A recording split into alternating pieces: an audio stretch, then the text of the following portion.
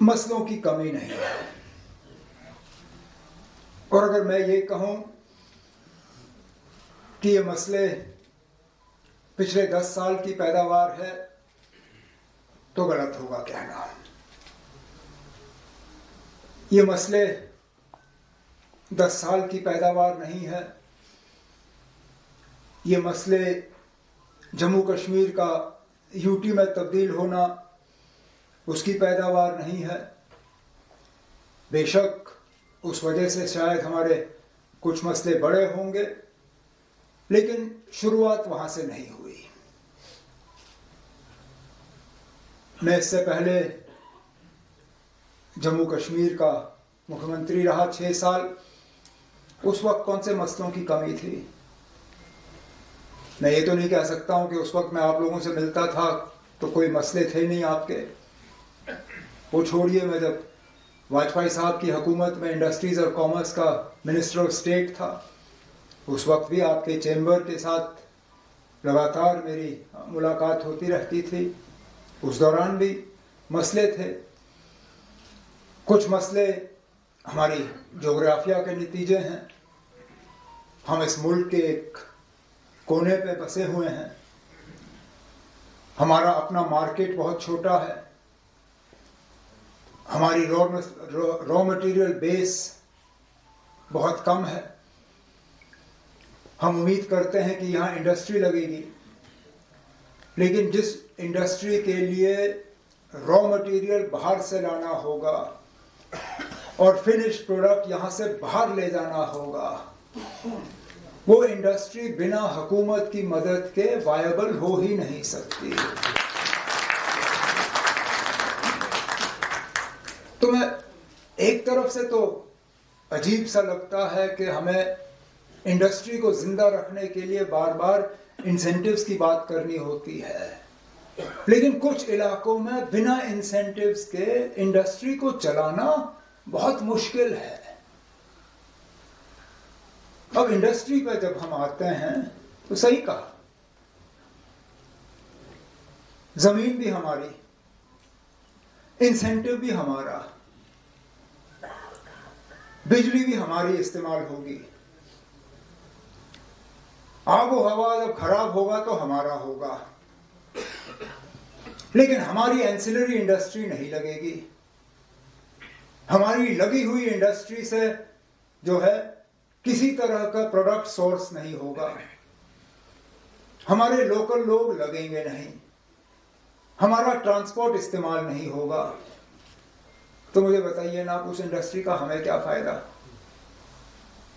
इसलिए मैंने बार बार ये कहा था उस वक्त जब हमारे पैकेज बन रहे थे कि वो पैकेज जिसमें लोकल एम्प्लॉयमेंट का एक पक्का हिस्सा ना हो, जिसमें लोकल इंडस्ट्री को एंसिलरी के तौर पे बढ़ावा देने का एक हिस्सा ना हो, जिसमें लोकल ट्रांसपोर्टर्स के लिए कुछ ना हो,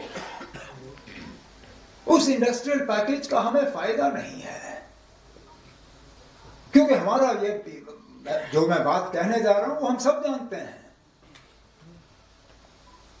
जो इंडस्ट्री पैकेज के लिए आती है वो सिर्फ और सिर्फ पैकेज के लिए वहां पे रहती है, और पैकेज के बाद जो है वो अपना बोरी बिस्तरा बंद करके चले जाते हैं।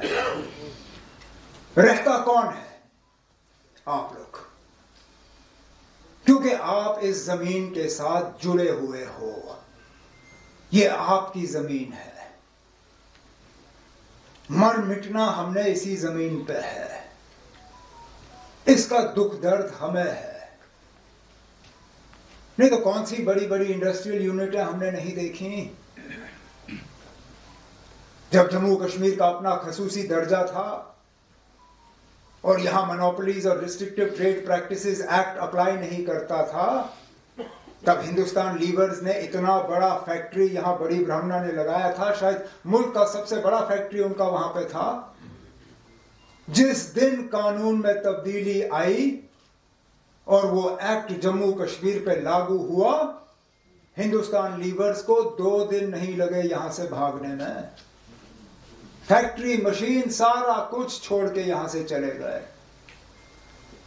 इसी तरह कई और ऐसे मिसाल मैं आपके सामने कंपनी के नाम लेके पेश कर सकता हूं जो पैकेज के लिए आए और पैकेज के बाद चले गए।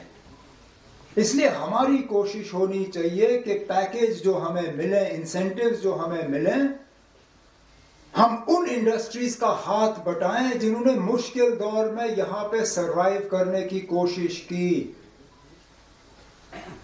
जिन्होंने मुश्किल हालात का जो है सामना किया और जो अब थोड़ी सी मदद के साथ यहां और ज्यादा फलें फूल सकते हैं, ग्रो कर सकते हैं। तो मैं आपको यकीन दिलाता हूं आने वाले दिनों में गवर्नमेंट ऑफ इंडिया के साथ प्री बजट जो मीटिंग्स होंगी, मैं प्रेसिडेंट साहब आपसे और आपकी टीम से गुजारिश करना चाहता हूं कि जो भी इश्यूज गवर्नमेंट ऑफ इंडिया के साथ इन पैकेजेस के मुतालिक हमें टेक अप करनी होंगी, मेहरबानी कर मुझे दे दीजिएगा, क्योंकि 20-21 को जैसलमेर में मीटिंग है, एक तो प्री बजट डिस्कशंस की और उसके बाद जीएसटी काउंसिल की। तो इन दोनों इश्यूज को लेके जो भी मुद्दे आप चाहते हैं कि वहाँ फाइनेंस मिनिस्टर साहिबा के सामने हम उठाएं, मेहरबानी करके एक नोट मुझे और वैद्य साहब को आप दे दीजिए, ताकि उन एक एक इशू को हम वहाँ गवर्नमेंट ऑफ इंडिया के साथ टेकअप करें और उनसे हम कुछ हासिल कर सकें। अगर आप ये वीडियो YouTube पर देख रहे हैं तो हमारे चैनल को सब्सक्राइब करें और बेल आइकन को दबाना ना भूलें। अगर आप Facebook पर ये वीडियो देख रहे हैं तो हमारे पेज को लाइक करें।